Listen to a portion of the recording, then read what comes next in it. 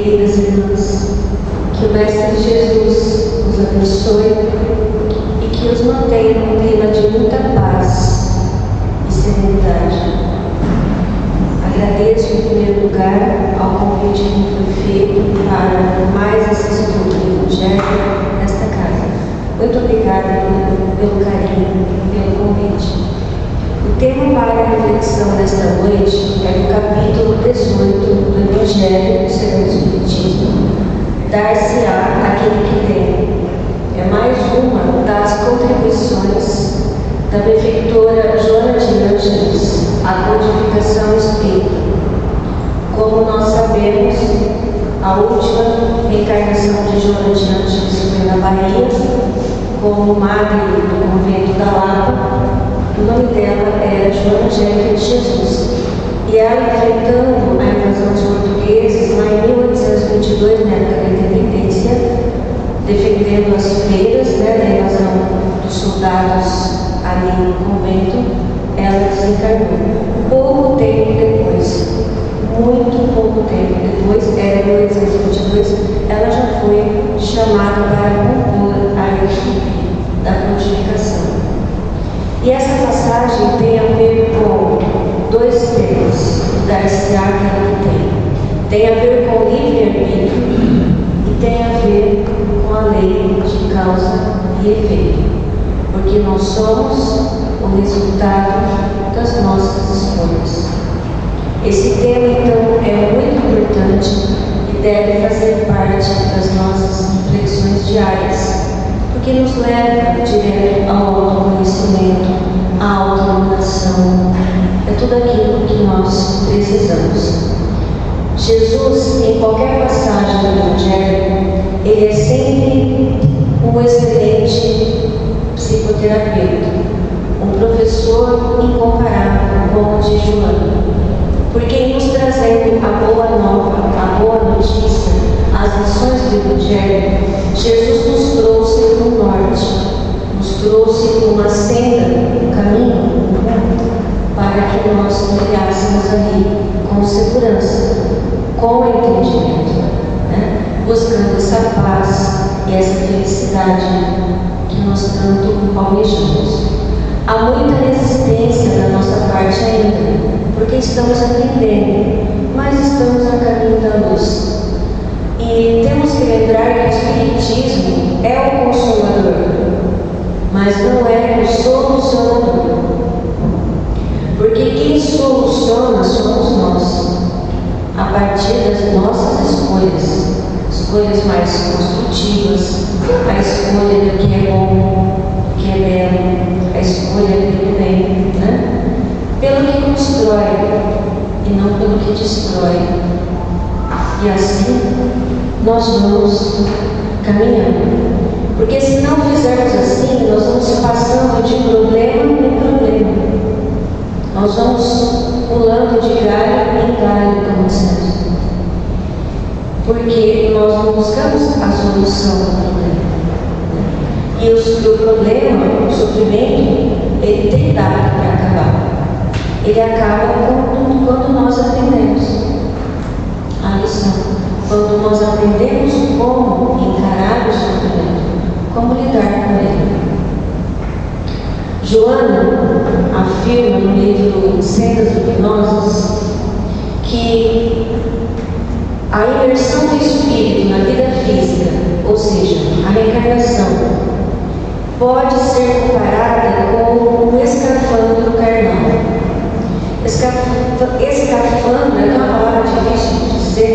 Escafandro, todo mundo deve conhecer um pouquinho, é aquela roupa bem pesada, com o capacete mais pesado ainda, hoje em dia em torno de 40 a 60 quilos, essa roupa pelos materiais atualizados, Antigamente pesava muito mais.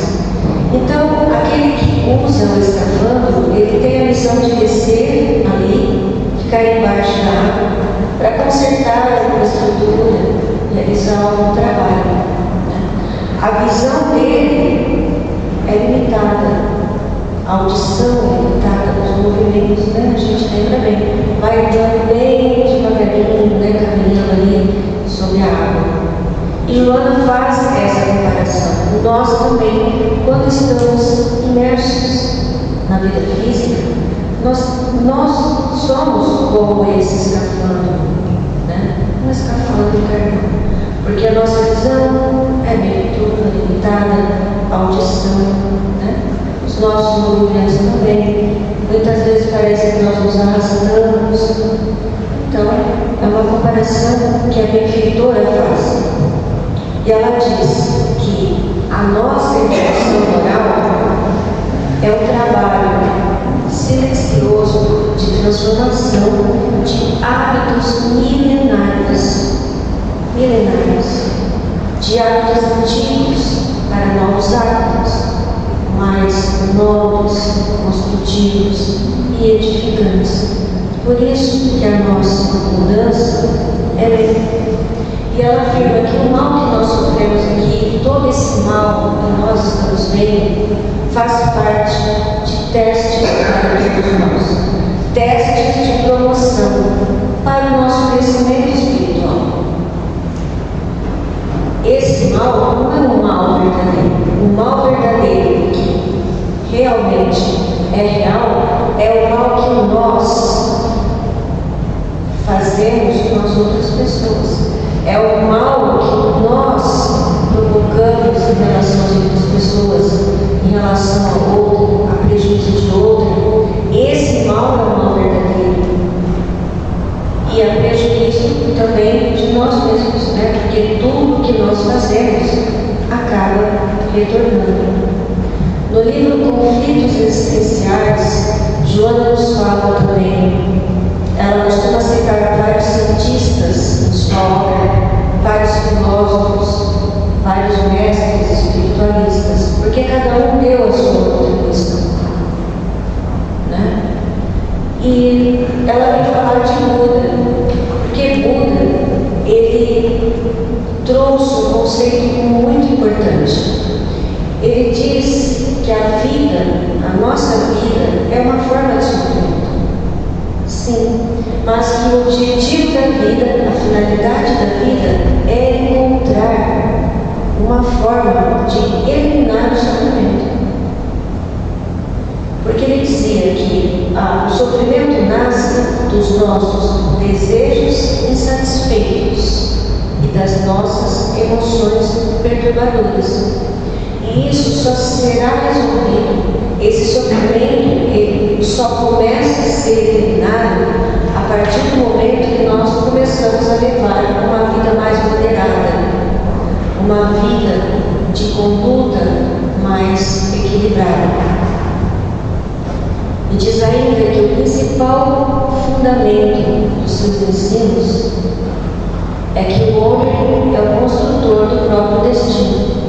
O homem constrói a própria felicidade ou infelicidade a partir do seu comportamento, que ele tem. E a cada etapa,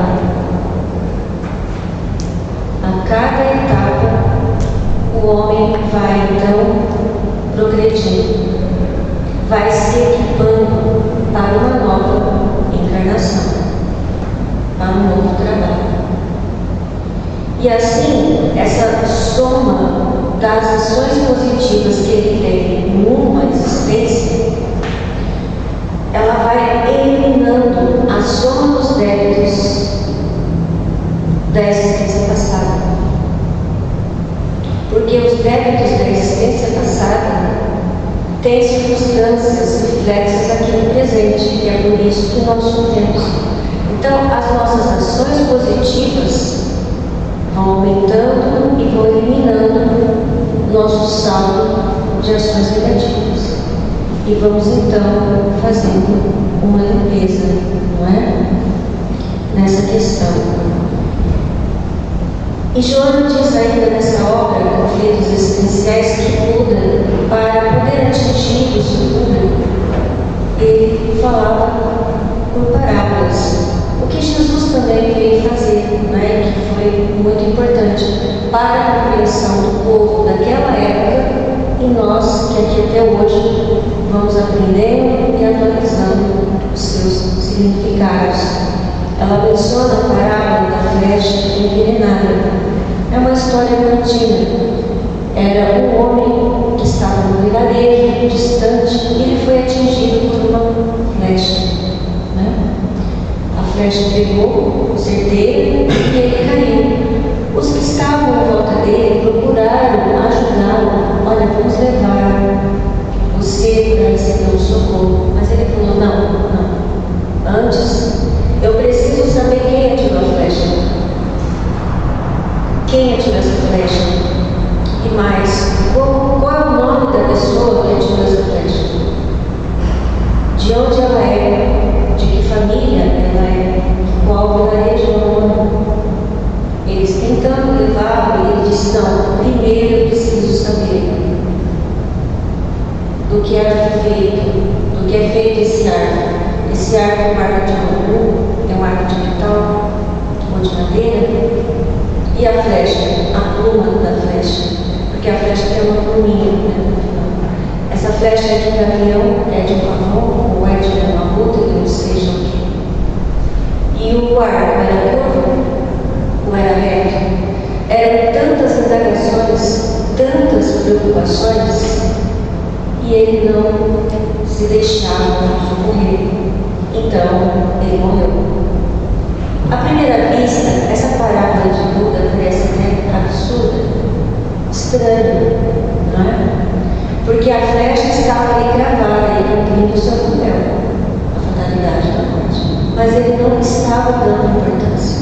Ele ficava preocupado com outras coisas, que naquele momento não eram relevantes. Então, o que Buda quis dizer para nós? A mensagem dessa parábola é sobre a impermanência da vida. Esse é o ensinamento dele. Porque ele compara o homem dessa parábola com cada um de nós, dizendo que nós temos também essa flecha gravada, que é a fatalidade da morte física. Um dia todos vamos morrer, vamos encarnar. Não vamos escapar disso. Né? Corpo físico, assim como ele. E quais são as nossas preocupações? Será que nós estamos como ele, nos preocupando com o tipo de arco, o material do arco, a pluma da flecha, ou nos preocupando com a vida das outras pessoas? Então, esse é o chamamento, para que a gente passe a realmente dar importância à vida, observando que nós também temos essa coisa da fatalidade, que um dia vai acontecer, e pararmos de dar importância excessiva a coisas inconsequentes, a coisas que não são importantes. Nesse capítulo 18, Joana de Ângeles nos recomenda, está lá no Evangelho, a abrir as nossas inteligências e os nossos corações, a ver pelo nosso espírito e a ouvir pela nossa alma, para que nós possamos compreender direitinho, com muita humildade e com muita sinceridade, as ações de Jesus, que vieram para nos libertar e nos esclarecimento.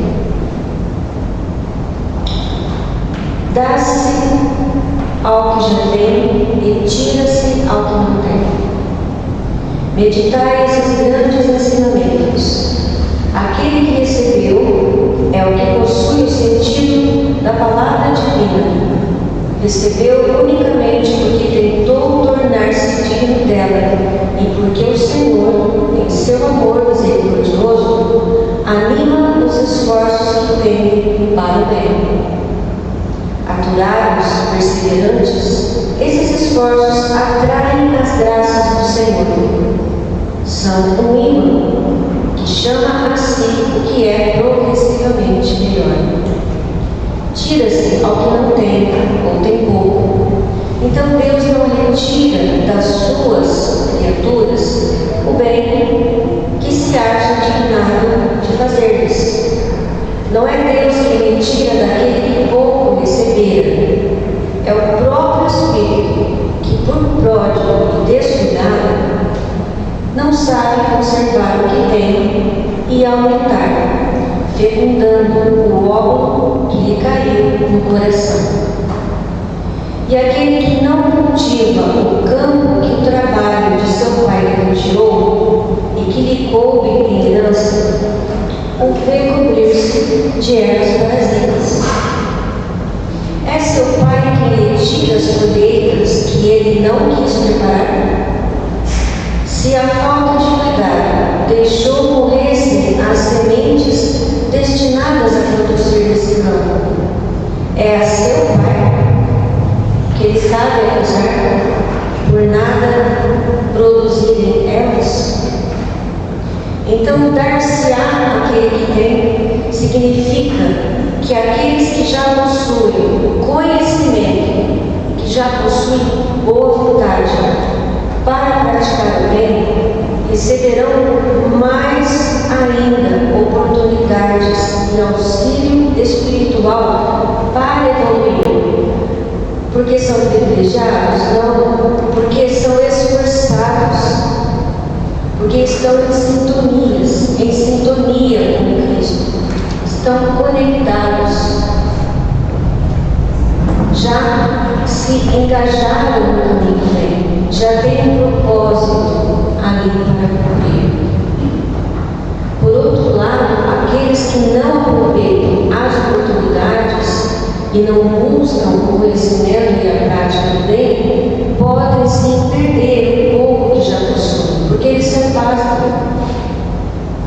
Às vezes nós temos companheiros na casa espírita que são espíritas e muitas vezes se afastam por problemas pessoais, sim, depois vai lidando em outra coisa, em outro assunto, em outra questão, em outra circunstância, e acaba se afastando da casa por um tempo. Isso é muito perigoso, porque Joana nos diz que quando nós temos um tempo ocioso, depois de ter trabalhado, ficamos com um tempo ocioso, nós vamos sentindo cada vez mais menos falta de vir, menos falta do centro.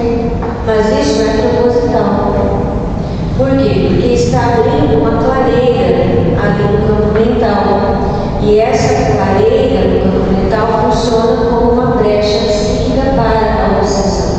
Então nós temos que tomar muito cuidado em relação a isso.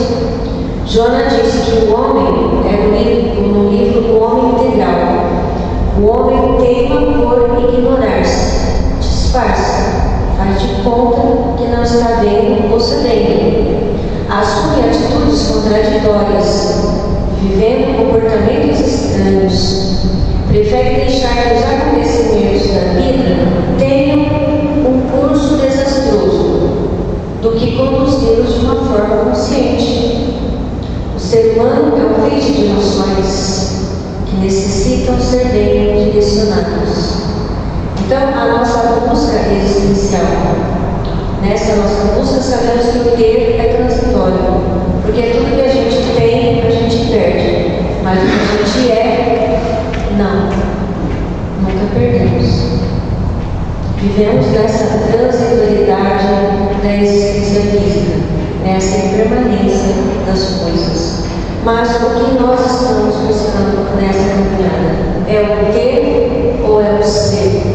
Porque o ter a gente perde, o ser não. Nós seremos entendidos em tudo que nós fizermos? Vamos ter a aprovação de todas as pessoas em nossas ações, em nossa caminhada? Provavelmente não. Há muita contrariedade por aí. Na época da pandemia, o Divaldo Franco, ele fazia as lives, e quando ele estava mais descontraído, ele contava uma história curtinha, para mostrar que as pessoas sempre olham as coisas que você faz pelas mentes delas, pela vivência delas. Elas olham, analisam e julgam pela emoção, pela própria vivência. Então é a história de um ancião, de um menino e de um menino. Eles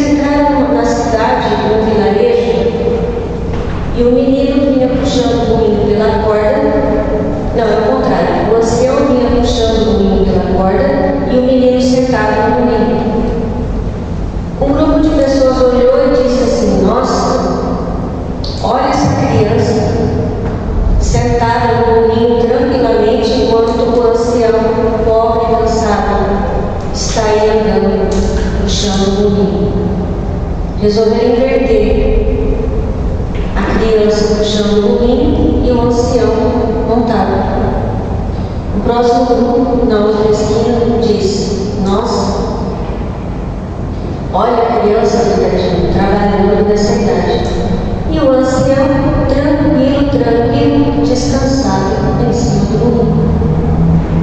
Daí eles pensaram como refazer essa configuração, mas à frente estavam o ancião e o menino no chão, carregando o domingo em pão. Porque não tinha como agradar, e lá na frente já tinha mais uma legenda. Alguém já tinha inventado alguma coisa para contrariar. Então é assim, lá fora é assim. Às vezes tem reflexo até dentro da nossa casa, porque nós, como espíritas, muitas vezes convivemos com pessoas que não são. Né? E daí tem aqueles conselhos, né? Ah, mas você vai todo dia na casa espírita, né? E é um fanatismo, coisa e tal, mas ninguém sabe o quanto a gente precisa, na verdade, né? Às vezes é uma necessidade mesmo que a gente tem. Então, tem um livro de Chico Xavier, eu acredito que é o livro Rumo Certo, que fala sobre essa passagem do Garcia e diz que essa passagem se refere ao último versículo da parábola dos talentos. Só para recordar, o dono da vinha, prestes a viajar, chamou 3 servos e distribuiu talentos entre eles. Entendam talentos como dons e oportunidades. Ao primeiro deu 5 talentos, ao segundo 2 e ao terceiro 1. Quando ele voltou de viagem, ele veio falar com os servos. Então os 2 primeiros, o que recebeu 5 talentos e o que recebeu 2 talentos, multiplicaram, trabalharam, administraram e devolveu em dobro para o Senhor. Entenda o Senhor da vinha como Deus. O último servo, terceiro, que recebeu 1 talento, ele teve medo, ele lutou, ele não teve responsabilidade. Alguma coisa aconteceu, porque ele enterrou o talento e devolveu 1. Quando ele devolveu 1, ele ficou sem nada. E o Senhor da vinha o chamou de servo mau e preguiçoso. Então podemos colocar isso na prática, segundo essa obra do Chico. Podemos colocar isso na prática. Imagine uma família, um pai, uma mãe e 6 filhos. Esse pai, vendo esses filhos crescerem, se tornarem jovens, aumentando a responsabilidade, deu um passo para trás. Ele não foi responsável o suficiente para avançar e continuar o seu trabalho. O que ele tinha que fazer era encarar a família. Era a grande oportunidade que ele tinha. É sempre uma oportunidade de redenção, né? Receber 6 almas assim e caminhar. Mas ele foi embora, desapareceu. Houve um desespero. Mas o filho mais velho chamou a mãe e disse: mãe, eu vou ajudar a cuidar dos meus irmãos. Porque ele já era adulto, já tinha um emprego, já tinha algumas conquistas. E ele tomou para ele a responsabilidade dos irmãos. Então esse pai, pela irresponsabilidade, por ter recuado, ele perdeu uma grande oportunidade. Ele perdeu. Então, o pouco que ele tem é tirado para uma nova experiência, para que com mais esforços ele possa progredir e retomar o curso da sua evolução. Porque se não aprendemos de um jeito, aprendemos de outro. É assim que nós vamos na doutrina. E esse filho mais velho, ele já era um homem formado, já tinha ali as suas conquistas.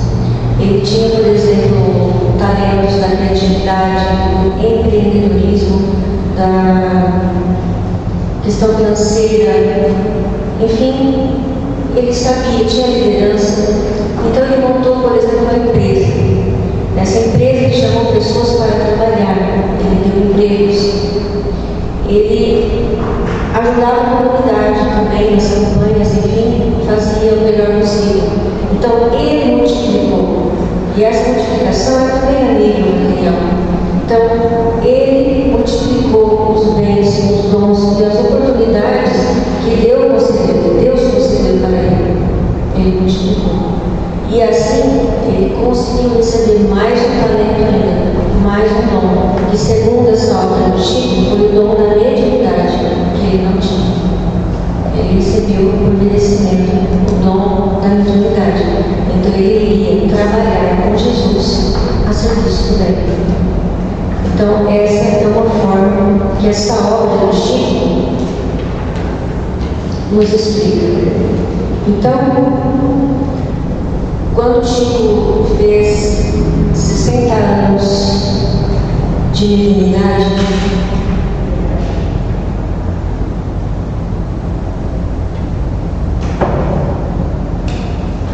quando o Chico completou 60 anos de mediunidade, o entrevistador perguntou para ele: Chico, qual foi o momento que você teve de mais emoção nesses anos? E o Chico disse: um dos momentos que eu mais tive emoção foi quando eu escrevi a obra Paulo Estevam, especialmente as páginas finais. Porque esse livro, ele realmente é um livro maravilhoso. Porque Paulo também, enquanto ele era Saulo, ele resistia às lições do Cristo. Ele resistia àquela mensagem. Então, no começo, enquanto Saulo, enquanto ele estava a serviço da lei, ele perseguia, torturava e condenava. Mas Paulo teve a grande dádiva, santa oportunidade de se encontrar com Jesus na estrada de Damasco. Então, naquela estrada empoeirada, aquela vertigem, toda aquela situação que é descrita na obra, ele teve a visão iluminada de Jesus. E aí Paulo compreendeu que Jesus era o mensageiro de Deus. Ele compreendeu algo que ele desconhecia antes, que Jesus foi escolhido por Deus para trazer aquela missão dele. Então ali tudo mudou e ele teve uma mudança radical. E Jesus já aproveita que está na obra. Jesus aqui mesmo, ele disse: Paulo, todo aquele que me segue pode esperar o sofrimento lá na frente. Vai ficar suscetível ao sofrimento. E foi o que aconteceu com Paulo, porque ele ficou doente, ele passou por dificuldades, enfermidades, zombarias e tudo mais. Passou por tudo isso. Mas, tal como Paulo, todos nós somos chamados ao trabalho. Pode ser de uma forma, pode ser de outra. Existem várias modalidades de trabalho com Jesus. Mas sempre é a mesma essência. O que nós precisamos ter é um propósito para a nossa vida. O psiquiatra Jung, ele sempre afirmava: ninguém pode viver uma vida sem significado. E é verdade, sem sentido, sem propósito. E alguém disse uma vez que mesmo quando a gente não sabe qual é o nosso propósito, que seja o nosso propósito descobrir um propósito para ter. Isso tudo para que nós possamos fugir da tristeza que acomete aquele que se encontra perdido em si mesmo. Fugir da tristeza que vai ficando mais profunda, que vai virando depressão, e em casos mais graves e terríveis, também ideação suicida. Então, é o antídoto, né? O servir e amar é um antídoto contra tudo isso. Então, Saulo, agora Paulo, abandonou todo aquele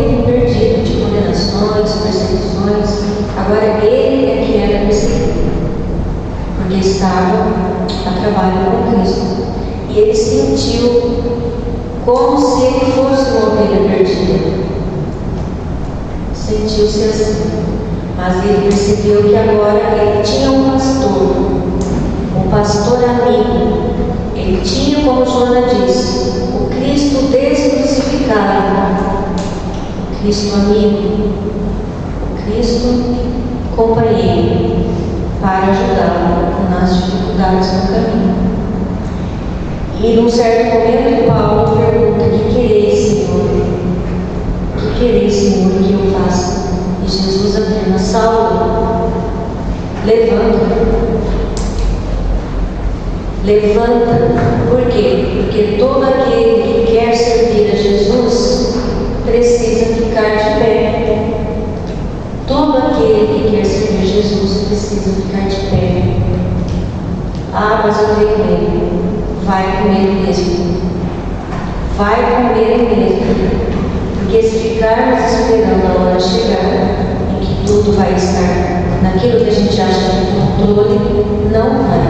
Vai com a sua fé, com o seu amor, com a sua confiança, mas vai com ele mesmo. Porque é assim que a gente consegue as maiores realizações. Então, Jesus disse: Saulo, levanta e entra na cidade, e lá te será dito o que fazer. Então, ele decidiu entregar-se ao Cristo, como diz na obra, sendo um simples escravo do seu amor. Paulo foi corajoso e firme, caminhando entre as sombras do mundo, ao encontro do Mestre e de todas as claridades do seu Evangelho.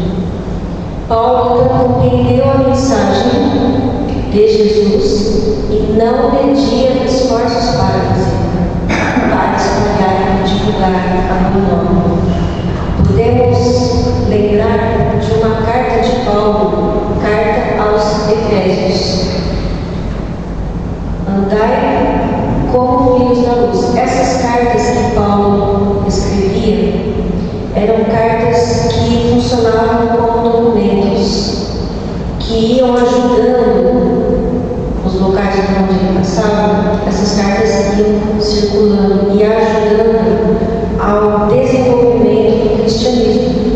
Então, em cada cidade que Paulo entrava, ele procurava instalar pequenas comunidades cristãs, assim como nós temos os centros espíritas, né? Um centro aqui, outro, né? Por quê? Para que ali se falasse sobre as claridades do Evangelho, se espalhasse a boa nova, a lei do amor, do perdão e tudo aquilo que Jesus veio nos ensinar. E em algumas cidades, Paulo era preso, e ele esteve preso em Éfeso. Éfeso hoje, né, acho que a maioria já sabe, é uma pequena ruína que existe na Turquia, onde muitos turistas vão lá visitar, tirar fotos e tal. Mas no passado era uma cidade. E Paulo foi preso lá pelo ano de 61 a 63, mais ou menos, depois de Cristo. Então, dentro da prisão, Paulo escreveu essa carta aos Efésios. Essa carta pertence ao grupo de cartas chamadas Cartas de Cativeiro. Cartas de cativeiro, porque era dentro da prisão. E ele também, além de ter essa pequena liberdade de escrever cartas na prisão, ele podia receber integrantes da comunidade.